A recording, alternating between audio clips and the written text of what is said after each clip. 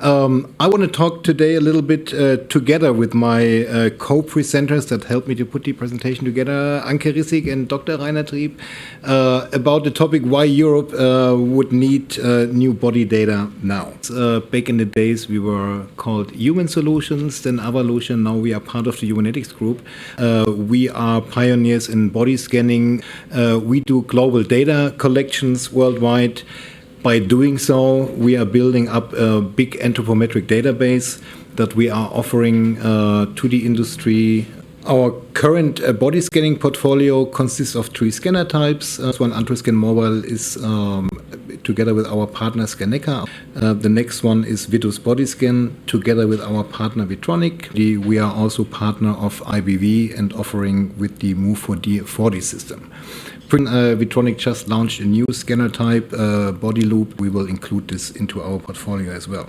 We did a lot of global data collections worldwide, but we have now all this data available. In addition to these standardized global data collections, we certainly also offer customized data collection efforts where we have a pretty big anthropometric database available with more than 200,000 3D scans, a lot, really millions of demographic information for these scanned subjects. Certainly 3D landmarks when doing the measurement extraction, and over 10 million measurements. If you take a look on the European data that we have available, the most current data is already 20 years old. The most current data was sized Italy. Wouldn't it be time to, update some of the data? Industry needs to respond to demographic and occupational trends. There are shifts in the workforce composition. There are aging populations.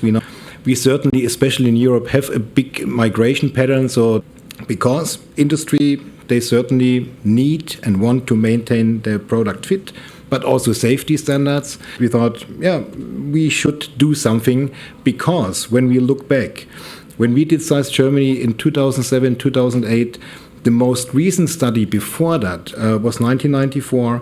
So we are looking at 15 years roughly. Even then, we saw a big shift in body measurements. But bust girth, waist girth, hip girth was increased significant between 1994 and 2008.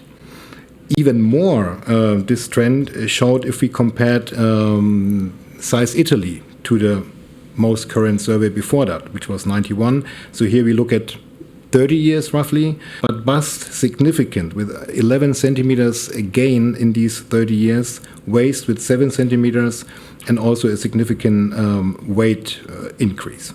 One methodology to come up with newer data is certainly acceleration. So you take existing data, you accelerate by a certain method, and you have new data. Automotive industry, for example, they need this acceleration, but, and that's the problem, long-term studies show that this method works only roughly for a time span of 30 years. You cannot look even more in the future. We just did an acceleration model for 2026 in our iSize portal, mainly for our fashion industry right now. If we take a look at the girth measurements, there is a significant waist increase for the younger and older age groups. Certainly, acceleration is a valid method to capture changes over time, or to predict basically changes over time. But certainly, it also has limitations. Let's collect new data. Let's go ahead. But our management said stop. First, we have to make a couple of things sure. The investment to start such an initiative should be only done if the results are expected to justify in the end the entire effort. What my colleagues Anke and Rainer, they are more the scientists, behind the scenes. They took some public available data from medical studies. These medical studies, they usually consist of a big number of subjects. The measurement set is very often a little bit reduced. So we are comparing Size Germany 2008 with a health study done until 2019.